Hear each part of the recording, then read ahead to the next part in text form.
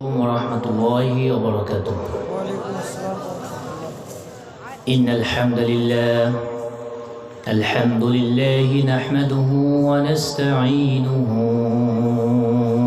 ونستغفره ونؤمن به ونتوكل عليه ونعوذ بالله من شرور أنفسنا ومن سيئات أعمالنا من يهده الله فلا مضل له ومن يضلل فلا تجد له وليا مرشدا ونشهد أن لا إله إلا الله وحده لا شريك له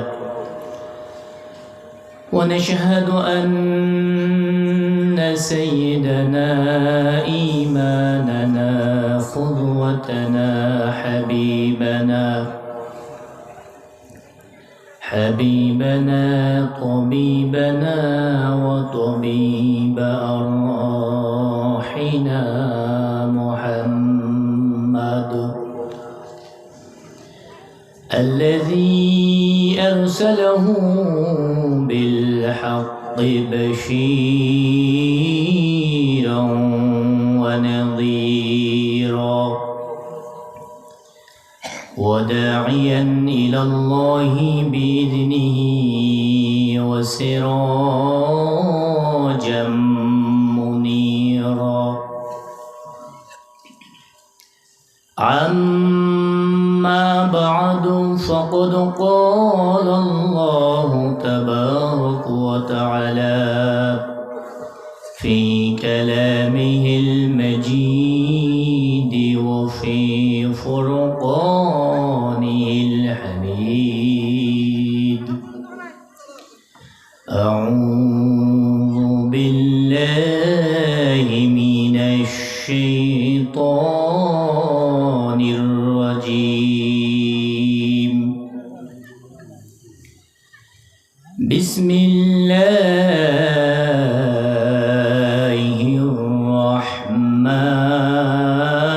الرحمن الرحيم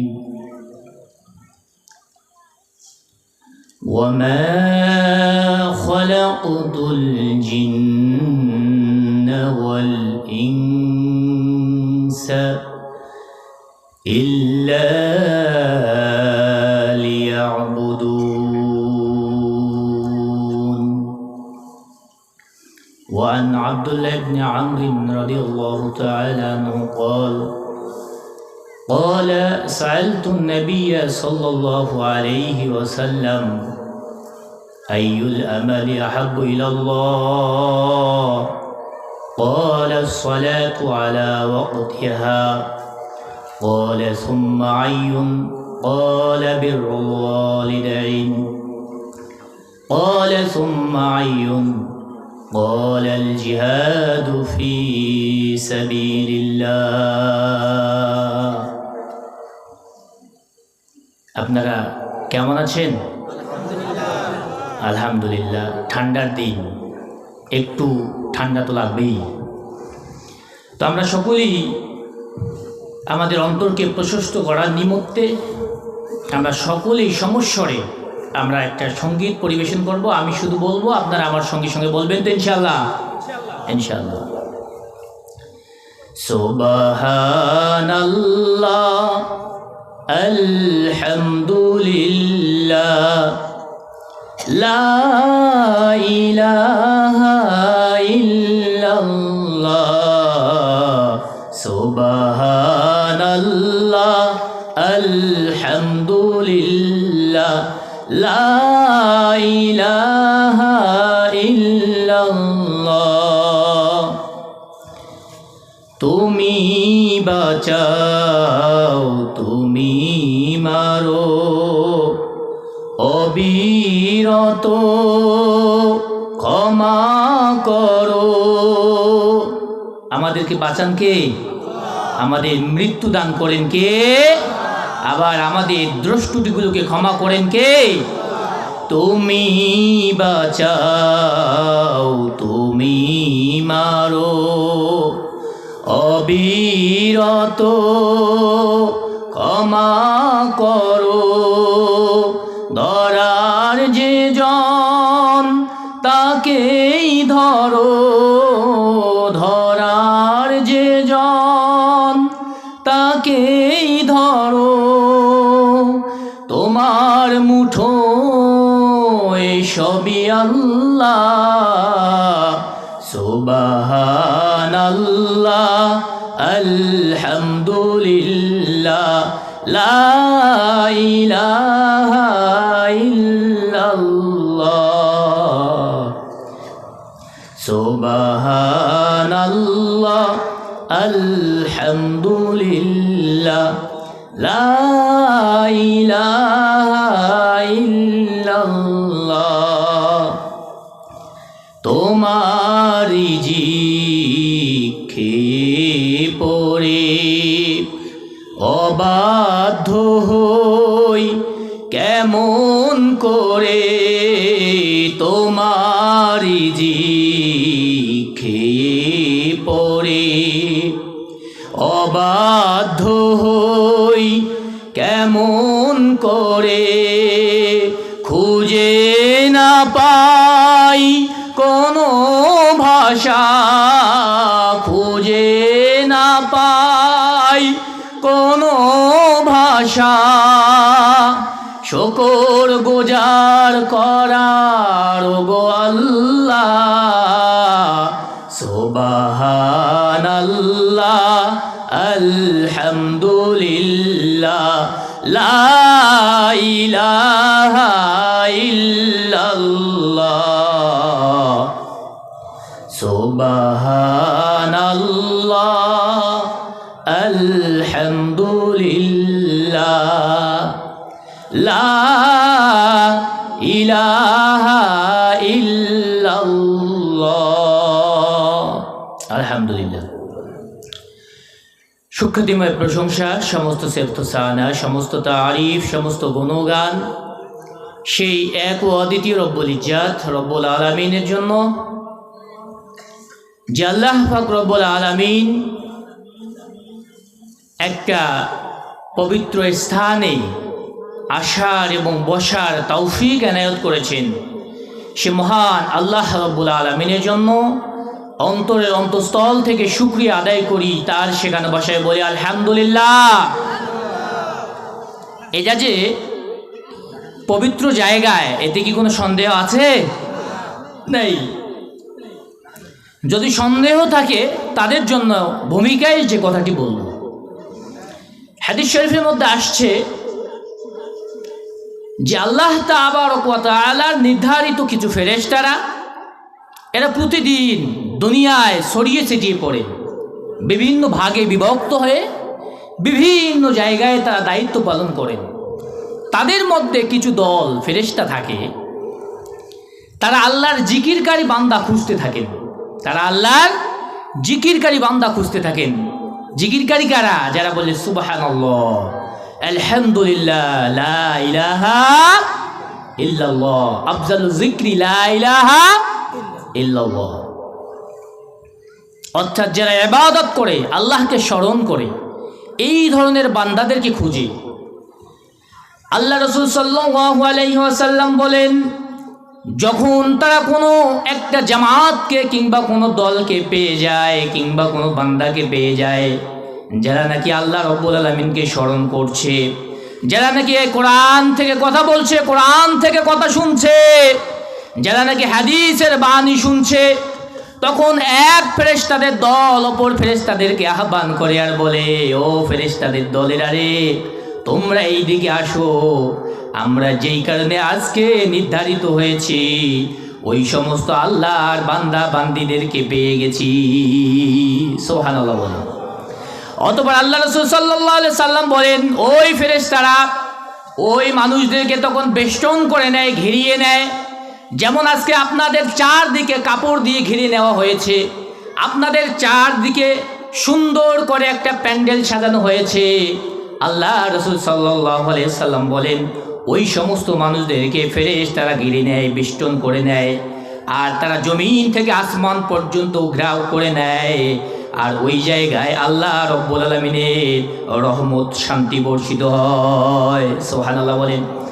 আল্লাহর নবী সাল্লাল্লাহু আলাইহি সাল্লাম বলেন, তখন আল্লাহ রব্বুল আলামিন বলেন, ও ফেরেশতারে, তোমরা সাক্ষী থাকো, আমি আল্লাহ রব্বুল আলামিন আজকে ওয়াদা করলাম, এই সভা মাহফিলে, এই প্রোগ্রামে, এই জিকিরের মজলিসে যত বান্দা রয়েছে, বান্দি রয়েছে, আমি আল্লাহ রব্বুল আলামিন ওই বান্দা বান্দিদের তামাম জিন্দেগির গুনাহগুলোকে মাফ করে দিলাম। সুবহানাল্লাহ বলেন।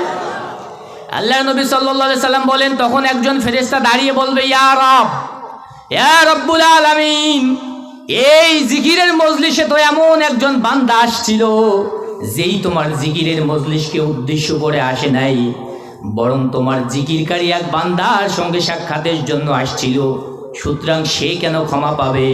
আল্লাহ রাব্বুল আলামিন বলেন, ফেরেশতা তোমরা শোনো, আমি আল্লাহ হচ্ছে গফুরুর রহিম, আমি আল্লাহ হচ্ছে গফফার। সুবহানাল্লাহ।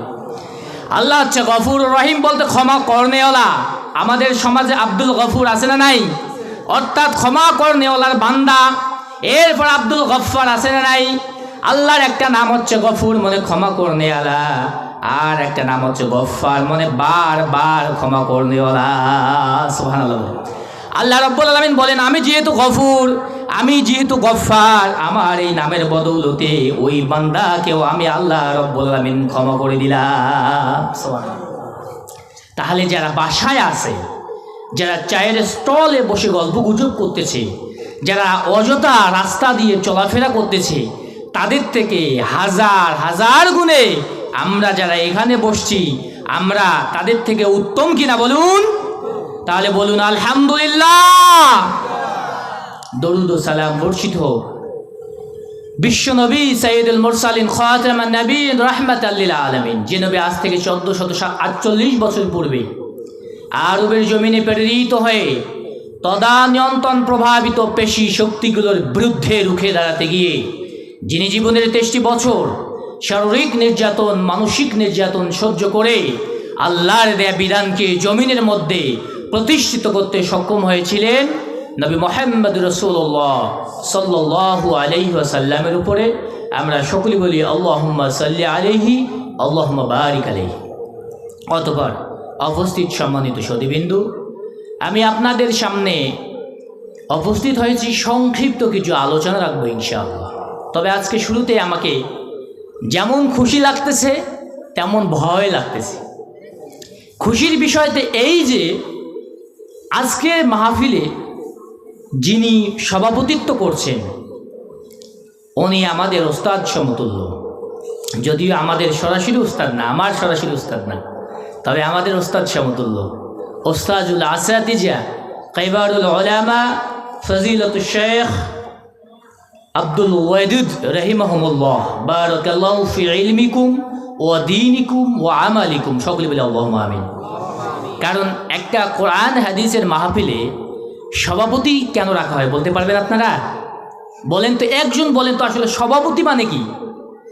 সভাপতি মানে এই, যারা আলোচনা করবে তাদের সংশোধন করে দিবেন।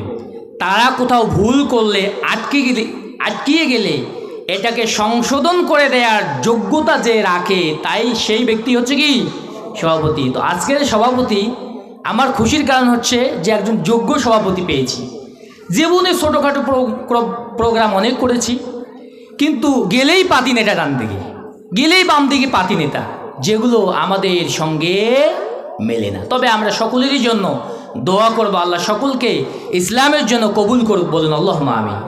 তবে আপনি প্রধান অতিথি বানাতে পারেন, কারণ একটা অ্যারেঞ্জমেন্ট করতে গেলে অনেক বিষয়, প্রশাসনিক দিক থেকে শুরু করে আমাদের দেশের নিয়ম কানুন, আইন শৃঙ্খলা, সব দিক থেকেই বেষ্টন করতে গেলে ভিআইপি নামি দামি মানুষেরও প্রয়োজন আছে। তবে সভাপতির ক্যাটাগরি আলাদা, এটা বুঝতে হবে। আবার ভয়ের কারণটা হচ্ছে এই যে ওনার মতো উস্তাদকে সামনে রেখে যার ছাত্র হতে পারলেও আমরা নিজেদেরকে ধন্য মনে করতাম, ওনাকে সামনে বসে রেখে আলোচনা করাটাও অনেকটা দুষ্কর বিষয়।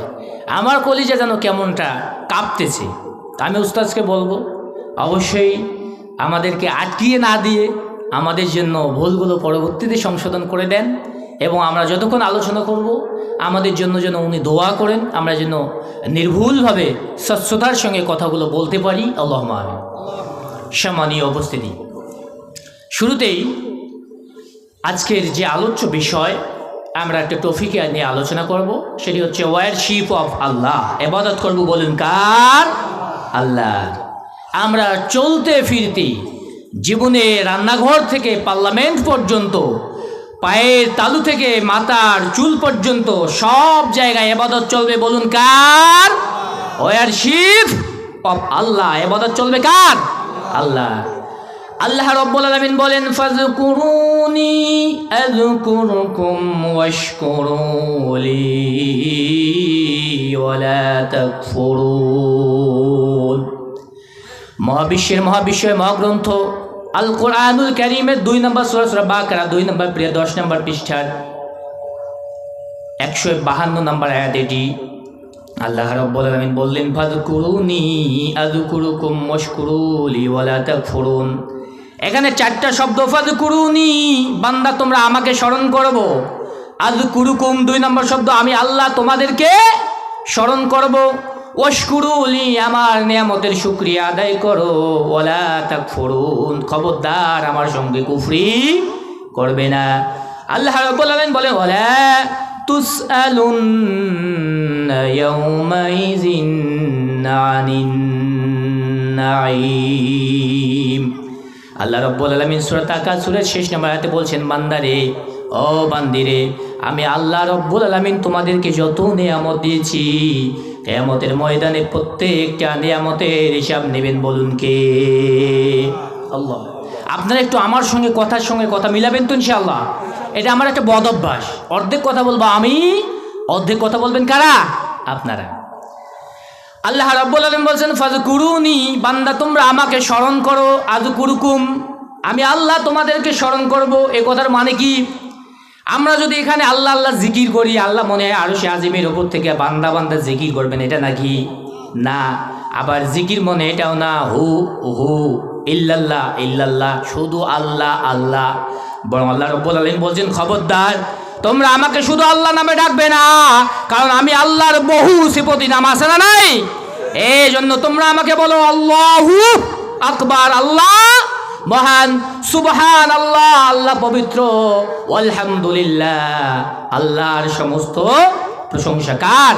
আল্লাহর। লা ইলাহা ইল্লাল্লাহ, আল্লাহ ছাড়া কোনো ইলাহ নাই, আল্লাহ ছাড়া কোনো আইনদাতা নাই, আল্লাহ ছাড়া কোনো বিধানদাতা নাই, আল্লাহ ছাড়া কোনো আইন প্রয়োগকারীও নাই।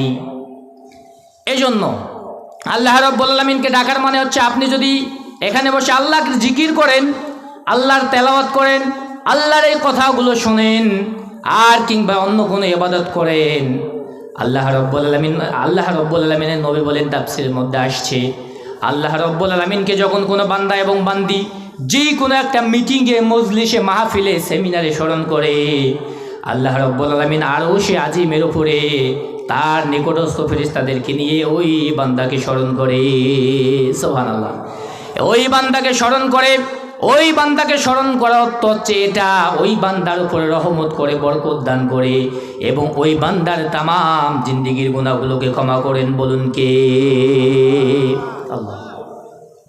এই জন্য আল্লাহকে সব সময় স্মরণ করতে হবে। রাজি আছেন তো ইনশাআল্লাহ? আপনি কাজ করতে যাচ্ছেন, রোয়া খেতে রোয়া রোপণ করবেন, বিসমিল্লাহ বলে শুরু করেন, শেষ পর্যন্ত ইবাদতটারে ভরপুর করে দেবেন কে? এরপর মনে মনে তাসবিহ পড়েন, সুবহানাল্লাহ ওয়ালহামদুলিল্লাহ লা ইলাহা ইল্লাল্লাহ আল্লাহু আকবার। তাহলে আপনার জিন্দেগির গুনাহগুলোকে ক্ষমা করবেন কে? এরপর পড়ুন আস্তাগফিরুল্লাহ আস্তাগফিরুল্লাহ আস্তাগফিরুল্লাহ আস্তাগফিরুল্লাহ পড়লে গুনাহ ক্ষমা করেন কে? আবার যদি আপনি মুস্তাজাবুদ দাওয়া হতে পারেন, আল্লাহর কাছে যদি প্রিয় পাত্র হতে পারেন, তাহলে সমস্ত জিন্দেগির গুনাহগুলোরে ক্ষমা করবে বলুন কে? ইস্তেগফার পড়তে পড়তে মুস্তাজাবুদ দাওয়া হয়ে যায়। বলুন ওস্তাদজি, ইস্তিগফার পড়তে পড়তে মুস্তাজাবুদ দাওয়া হয়ে যাওয়া যায়। আপনার আমার মতো এক যুবকের ঘটনা মনে পড়ে গেল, ইমাম আহমদ ইবনে হাম্বলের সেই ঘটনা। ওস্তাদজি, ইমাম আহমদ ইবনে হাম্বলের সেই ঘটনা। সেই সময়ে প্রখ্যাত ইসলামী চিন্তাবিদ, গ্রন্থ প্রণেতা ছিলেন ইমাম আহমদ ইবনে হাম্বল। 4 মাযহাবের এক মাযহাবের ইমাম। 4 মাযহাব আছে না নাই? অর্থাৎ 4টা পথ, যেটা আমরা ওইভাবে কোরআন হাদিস সাপোর্ট করে না, তবে গতানুগতিক যেহেতু চলছে। তবে ইমাম আহমদ ইবনে হাম্বলকে চেনেন তো আপনারা? সেই সময়ের ঘটনা, একজন যুবক রুটি বানায়, রুটি বিক্রেতা, রুটি বিক্রি করে এই ঠান্ডার দিনে। তো যুবক সব সময় রুটি বিক্রি করে আর আস্তাগফিরুল্লাহ, ইস্তিগফার পাঠ করে। তো ইস্তিগফার পাঠ করতে করতে আল্লাহ রাব্বুল আলামিন যুবককে এমনভাবে কবুল করছেন যে উনি মুস্তাজাবুদ দাওয়া হয়ে গেছেন। মুস্তাজাবুদ দাওয়া মানে কি? আপনি যে দোয়াই করবেন, যে কথাই বলবেন, সঙ্গে সঙ্গে কবুল। সঙ্গে সঙ্গে আপনি যে কোনো কথা বলেন না কেন আল্লাহর কাছে সঙ্গে সঙ্গে কবুল করে নেবেন কে? আল্লাহ। তো ওই যুবক মুস্তাজাবুদ দাওয়া হয়েছিলেন। ওই যুবকের মনের মধ্যে তামান্না ছিল, আকাঙ্ক্ষা ছিল, আল্লাহ, শুনছিলাম এ যুগের শ্রেষ্ঠ আলেম ইমাম আহমদ ইবনে হাম্বল, আল্লাহ আমি আপনার কাছে তো অনেক কিছুই চেয়েছি, আপনি সব দিয়েছেন, তবে আমার এটা তামান্না, আমার মৃত্যুর আগে যেন আমি ইমাম আহমদ ইবনে হাম্বলকে দেখে যেতে পারি, এটা আমার মনের তামান্না। এই দোয়া করছেন। তো যুবকের দিনের পর দিন, রাত্রের পর রাত, সপ্তাহের পর সপ্তাহ, মাসের পর মাস কেটে যায়, ইমাম আহমদ ইবনে হাম্বলের দেখা হয় না। হঠাৎ একদিন ইমাম আহমদ ইবনে হাম্বল কোথাও সফরে বের হয়েছিলেন। সফরে বের হওয়ার সময় পথে নিচ্ছিলেন, হঠাৎ সন্ধ্যা ঘনিয়ে আসছে, রাত্রি নেমে গেছে। ইমাম আহমদ ইবনে হাম্বল চিন্তা করতেছেন মনে মনে, আমার এখন কোথাও আশ্রয় নেওয়ার প্রয়োজন। ছিটের রাত্রি, এদিক সেদিক খুঁজতেছে, হঠাৎ দেখতেছে কোথাও থেকে দূরে একটা আলো দেখা যাচ্ছে, আগুনের আভাস। উনি ওই আলোর কাছে গিয়ে দেখতেছেন কিছু মানুষ, ওখানে একটি যুবক রুটি বানাচ্ছে আর রুটি বিক্রি করতেছে, মানুষেরা ওখানে তাপ নিচ্ছে, রুটি খাচ্ছে। তবে উনি লক্ষ্য করলেন, গিয়ে বললেন, যুবক আমি আপনাদের এখানে কিছুটা সময় কাটাতে চাই, আমি মুসাফির, অমুক জায়গায় যাব, আপনারা যদি আমাকে অনুমতি দেন তাহলে আমি আপনাদের সঙ্গে এখানে রাত্রি যাপন করব। বললেন, কেন নয়, অবশ্যই আপনি পারবেন। কিন্তু ইমাম আহমদ ইবনে হাম্বল লক্ষ্য করলেন যুবক টাকা নেওয়ার সময়ে কি জানি মনে মনে পড়ে, আবার রুটি ডলতেছে কি জানি মনে মনে পড়ে, গরম করতেছে, মানুষদেরকে দিচ্ছে, বিক্রি করতেছে, মনে মনে কি জানি পড়ে। উনি একটু আশ্চর্য হয়ে গেলেন, হতভম্ব হলেন, যুবক কি পড়ে। যুবককে বলতেছে, যুবক আমি তোমাকে একটা কথা বলতে চাই। জি বলতে পারেন।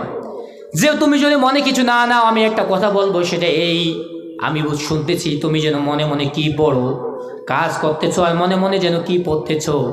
যুবক বলতেছে, হুজুর আমি তেমন কোনো আমল করি না, তবে একটা আমল ছাড়ি না, একটা আমল ছাড়ি না, সেটা হচ্ছে আমার সর্ব অবস্থায় আমি আল্লাহর কাছে ইস্তেগফার পড়ি।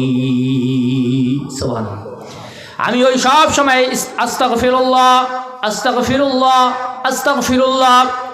হুজুর আমি ইস্তিগফার পড়ার কারণে আমার আল্লাহ রব্বুল আলামিন আমাকে এমনভাবে গ্রহণ করেছেন, আমি জীবনে যেই দোয়াই করি সেই দোয়াই আল্লাহ রব্বুল আলামিন সঙ্গে সঙ্গে গ্রহণ করে নেন। সুবহানাল্লাহ। তবে আমি একটা বড় দোয়া করেছিলাম, আল্লাহরে বলেছিলাম, আল্লাহ এই যুগের সবচেয়ে শ্রেষ্ঠ মুফাসসির আমি শুনছি ইমাম আহমদ ইবনে হাম্বল, আল্লাহর কাছে দোয়া করছিলাম, আল্লাহ আমার মৃত্যুর আগে আমি যেন এই ইমাম সাহেবের সোহবত পেয়ে দেখা করে মরতে পারি। আমার জীবনের সব দোয়া কবুল হয়েছে, আমার জীবনের সব ইবাদত কবুল হয়েছে, আমার একটা দোয়া আল্লাহ রব্বুল আলামিন গ্রহণ করেন নাই। ইমাম আহমদ ইবনে হাম্বল যখন এই কথা শুনেছেন, ওনার চোখ বেয়ে বেয়ে পানি পড়ে, আর যুবককে বলছেন, যুবক তুমি হতাশাগ্রস্ত হয়েও না, তুমি বিহ্বল হয়ে পড়ো না, মহান আল্লাহ রব্বুল আলামিন আরশে আজিমের মধ্যে তোমার এই দোয়াটাও কবুল করেছেন। তুমি যার অপেক্ষায় ছিলে, তুমি যার কথা আল্লাহর কাছে দোয়া করছিলে, আমি হচ্ছি সেই ইমাম আহমদ ইবনে হাম্বল। সুবহানাল্লাহ বলেন। এই জন্য আমরা চলতে ফিরতে কাজে কর্মে ইস্তেগফার এবং তাসবিহ পঠন করব কার? আল্লাহ। আল্লাহ বলছেন ফাজকুরুনি আযকুরুকুম, তোমরা ইবাদত করলে আমিও তোমাদেরকে স্মরণ করব। ওয়াশকুরুলি, আর আমি আল্লাহ তোমাদেরকে যেইগুলো নিয়ামত দিয়েছি, আমি আল্লাহ তোমাদেরকে চক্ষু দিয়েছি, আমি আল্লাহ তোমাদেরকে হাত দিয়েছি, আমি আল্লাহ তোমাদেরকে কর্ণদ্বয় দিয়েছি, আমি আল্লাহ তোমাদেরকে পা দিয়েছি, আমি আল্লাহ তোমাদেরকে কলব দিয়েছি, আমি আল্লাহ তোমাদেরকে মস্তিষ্ক দিয়েছি, আমি আল্লাহ হাজার হাজার ফল দিয়েছি, আমি আল্লাহ বহু প্রকারের খাবারের জন্য দিয়েছি। তোমরা যখন ওই ছোট্ট মুরগির ছানাটারে ধরে জবাই করো, তারা আমার কাছে নালিশ দেয়, আল্লাহ এই তো মাত্র কয়দিন হইলাম জন্ম নিছি, তোমার ওই মানুষেরা, তোমার ওই আশরাফুল মাখলুকাত আমারে ধরে জব করে দিল, এটা কি কোনো ইনসাফের কাজ হইল নাকি? আমার আল্লাহ বলে, ওরে মুরগির ছানা রে, আমি আল্লাহ তোমাদেরকে সৃষ্টি করেছি তাদের রিজিকের জন্য। সুবহানাল্লাহ। একটা কাঁঠাল গাছে কি ফল হয় বলুন তো? কাঁঠাল গাছে কি ফল হয়? কাঁঠাল ফল হয়। কাঁঠাল আমরা খাই, কাঁঠালের বিচিও আমরা রান্নার কাজে ব্যবহার করি কি করি না? তরকারিতে অনেক টেস্টফুল খাবার। এরপর কাঁঠালের মধ্যে যে চাপিটা, যে খোসাটা হয়, ওটাও আমাদের গরু ছাগল খায় কি খায় না? কাঁঠালের যে পাতাটা, ওটাও আমাদের গরু ছাগল খায় কি খায় না? আবার ওটাকে শুকিয়ে জ্বালানির কাজে ব্যবহার করা হয় কি হয় না? আবার ওই কাঁঠাল গাছটারে ফাড়াই দিয়ে এরকম আসবাবপত্র আর অবকাঠামোর গাছ হয় কি হয় না? একটা কাঁঠালের গাছের মধ্যে আল্লাহ রব্বুল আলামিন ৬০টা নেয়ামত দান করেছেন, এরকম হাজার হাজার লক্ষ লক্ষ নেয়ামত দান করছেন। এজন্য আল্লাহ রব্বুল আলামিন বলছেন, বান্দারে ওয়াশকুরুলি, আমার নেয়ামত আদায়, আমার নেয়ামতগুলো খাও আর শুকরিয়া আদায় করো কার? বলি আলহামদুলিল্লাহ। ওয়ালা তাকফুরুন, খবরদার, জীবনে চলতে ফিরতে প্রয়োজনে ফাঁসির কাছে গিয়ে ঝুলবে, কিন্তু আমার সঙ্গে কুফরি করবে না, কিন্তু আমার সঙ্গে অন্যায়ের সামনে মাথা নত করবে না, পিস্তলের বন্দুকের সামনে মাথা ঠুকে দেবে, আমার সঙ্গে কাউকে শরিক করবে না, শিরক করা যাবে না। আমরা শিরক না করতে প্রস্তুত আছি তো ইনশাআল্লাহ? ইনশাআল্লাহ। আমরা শিরক আর বেদাত, শিরক আর বেদাত মুক্ত যদি জিন্দেগি নিয়ে আল্লাহর কাছে উপস্থিত হতে পারি, আপনার আমার জন্য জান্নাতের সুপারিশ করবেন মুহাম্মদুর রাসূলুল্লাহ সাল্লাল্লাহু আলাইহি ওয়াসাল্লাম। এই জন্য আমরা সকলেই মুসলিম, আমরা সকলেই কি মুসলিম। তবে এই যুগে চলতে ফিরতে আমাদের মুসলমানদের মধ্যে কিছু বিষয়ে মতনৈক্য, পার্থক্য আছে না নাই? আছে। এই পার্থক্যগুলোকে আমরা বড় আকারে না নিয়ে আমরা শিরক এবং বিদআত মুক্ত জীবন যদি করতে পারি, তাহলে যত মুসলমান রয়েছে আমাদের সকলেই ভাই, সকলেই কি? কারণ নবী সাল্লাল্লাহু আলাইহি ওয়াসাল্লাম বলেছেন, সকল মুসলিম একে অপরে ভাই। তবে শিরক আর বেদাতের সঙ্গে মুমিন একত্ববাদ যারা স্বীকার করেছে, যারা ইখলাসের উপরে বিশ্বাস করেছে, তারা কখনো বিদআত আর শিরকের সাথে আপোষ করতে পারে না। এই জন্য সাধারণভাবে যদি কেউ কোনো কম বেশি আমাদের সঙ্গে মতনৈক্য হয়ে যায়, তাহলে আমরা তাদেরকে ছেড়ে দিব। আমাদের সমাজে হানাফি, আহলে হাদিস, সালাফি, অন্যান্য বিষয় কিছু মতনৈক্য রয়েছে, আছে না নাই? এখানে আপনারা যারা আছেন এবং এখানে আমাদের অনেক ক্যাটাগরির ভাই আছে না নাই, যেখানে মাযহাবগত কিছু বিষয়, কিছু কম বেশি, এটা আমাদের সমাজে ছিল, আছে, থাকবে, কিয়ামতের আগ মুহূর্ত পর্যন্ত থাকবে। তবে আমাদের দেশে বিশেষ করে তালপট্টির চরে, আমি এগুলো জানি, আমি কিন্তু পরিচয় দেই নেই, আমি আপনাদের এলাকারই সন্তান, পরিচয় দিলেই চিনবেন। আমার কানে যতটুকুন আসছে যে তালপট্টির চরে সবচেয়ে বেশি বিভেদ, আহলে হাদিস আর হানাফির দ্বন্দ্বের, মারামারির এই কলহ দ্বন্দ্ব আছে না নাই? আছে। এটা থেকে বেরিয়ে আসতে হবে। এটাতে কি আসতে হবে? বেরিয়ে আসতে হবে। আমরা হানাফিরা মনে করি যে আহলে হাদিসরা হচ্ছে লা মাযহাবি, এদের কোনো মাযহাব নাই, এদের কোনো পথ নাই, অতএব এরা বাতিল। এরা কি? বাতিল।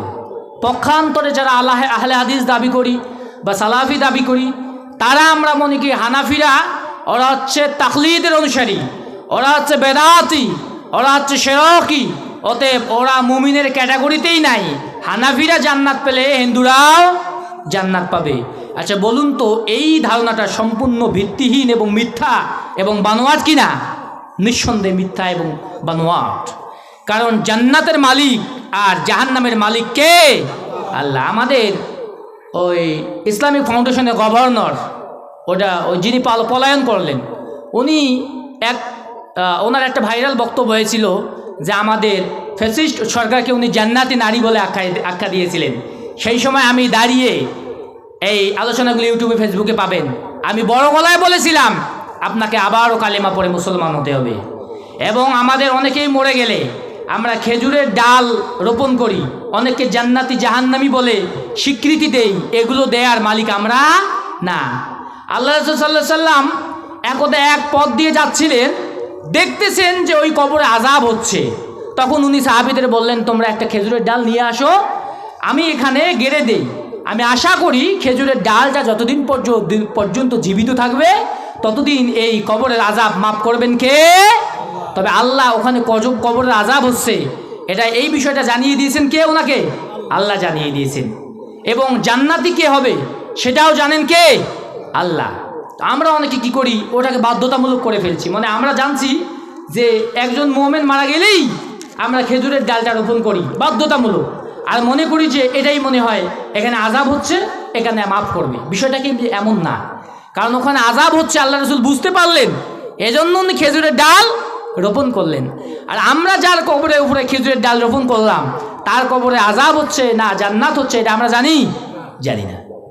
এরপর যাই হোক, অনেক বিষয়, যেহেতু সময় একেবারেই সংকীর্ণ, আমি যেই বিভেদ এবং ফিতনা থেকে আপনাদেরকে সতর্ক করব সেটা হচ্ছে, দেখেন নতুন ঐক্য।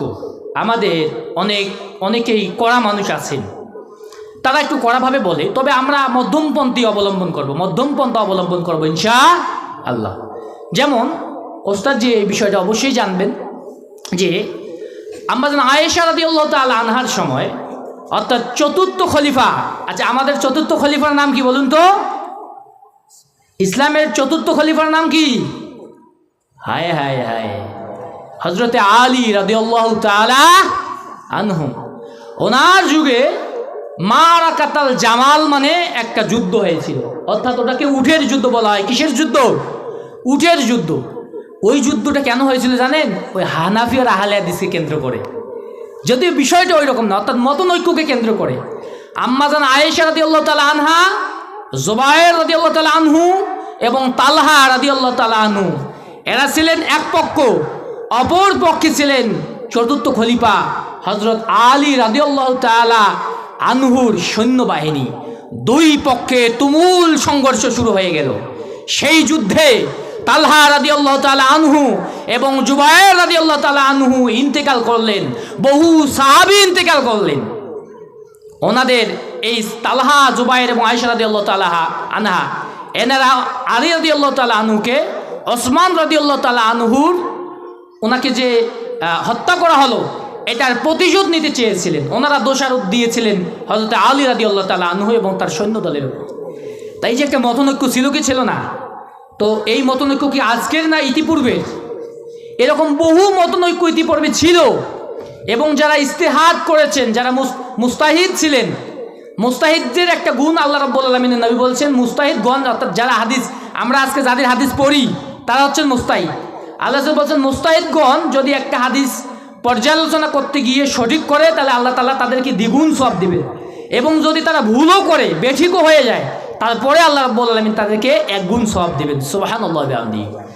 তাহলে মতনৈক্য নিয়ে আমাদের দেশে এত ফিতনা কেন? বিশেষ করে তালপট্টি, হরিণচড়ার এই জায়গায় এত মতনৈক্য কেন? মতনৈক্য এই কারণে, তারা কিন্তু মতনৈক্য পড়ার পরও তারা আবার সমন্বয় করেছিলেন, কিন্তু আমরা সমন্বয় হইতে পারি না এই কারণে, কারণ আমাদের অন্তর প্রশস্ত না, আমাদের অন্তর কি? সংকীর্ণ। আমাদের অন্তরে রয়েছে বক্ষতা, আর আমাদের অন্তরটা মিথ্যায় সয়লাভ হয়ে গেছে। এজন্য আমি হরিণচড়ার ভাইদেরকে বলবো, খবরদার আহলে হাদিস আর হানাফি নিয়ে দোলাদলি করো না, মারামারি করো না। বরঞ্চ চার মাযহাবের এক মাযহাব সম্পর্কেও জিজ্ঞাসা করা হবে না, আর কে দুনিয়ায় লা মাযহাবী ছিল সে নিয়েও কোনো প্রশ্ন করা হবে না। আপনি যখন কবরে চলে যাবেন সঙ্গে সঙ্গে কয়টা প্রশ্ন করা হবে বলুন? 3টা। মুমিনদের জন্য প্রশ্ন হবে 4টা, কাফেরদের জন্য প্রশ্ন হবে 3টা। আপনার মৃত্যুর পরেই আপনাকে জিজ্ঞাসা করা হবে মান রব্বুকা, তোমার রবকে? সেই দিন বলতে হবে রব্বি আল্লাহ, আমার রব বলুন কে? আল্লাহ। মা দিনুকা, তেরা মাযহাব কিয়া है, তোমার দিন কি, তোমার মাযহাব কি? তুমি ভাই যদি বলো মেরা মাযহাব হানাফি है, मेरा मजहब शाफी है, मेरा मजहब हम्बली है, मेरा मजहब मालिकी है, मेरा मजहब ला मजहबी है, मेरा मजहब सलाफी है, मेरा मजहब अहले হাদিস है, তাহলে ফেরেশতাদের লাঠি বাড়ি পেদানি আছে না নাই? আছে। তোমাকে সেই সময় বলতে হবে মেরা মাযহাব ইসলাম হায়, মা দিনুকা, তোমার দিন কি? দিনিয়াল ইসলাম, আমার দিন বলুন কি? ইসলাম। মাযহাব মানে পথ, মাযহাব মানে মত। অতএব মাযহাব নিয়ে দলাদলি করার সুযোগ নাই। যারা বলেন আমরা লা মাযহাবি, তারাও মাযহাব মেনে বসেই আছেন ভাই, কারণ আবার মাযহাবেরটাই তো ইসলাম, তাই না? ইমাম সাহেবরা, উস্তাদরা আমাকে শিখিয়েছে, আমরা ওই উস্তাদের মাযহাব অনুযায়ী আমরা পরবর্তী বংশধরদেরকে এটা জানিয়ে দিচ্ছি সমাজের ভাই। এই জন্য আমি বলবো খবরদার এগুলো নিয়ে বাড়াবাড়ি করবেন না। তবে আমাদের আলোচনা ছিল ওয়ারশিপ অফ আল্লাহ, ইবাদত করব কার? আল্লাহ। আল্লাহ রাব্বুল আলামিন বলেন ওয়ামা খালাকতুল জিন্না ওয়াল ইনসা ইল্লা লিয়াবুদুন। মহাবিশ্বের মহাবিশ্বয় মহাগ্রন্থ আল কোরআনুল কারীম 51 নম্বর সূরা, সূরা জারিয়াত 56 নম্বর আয়াত।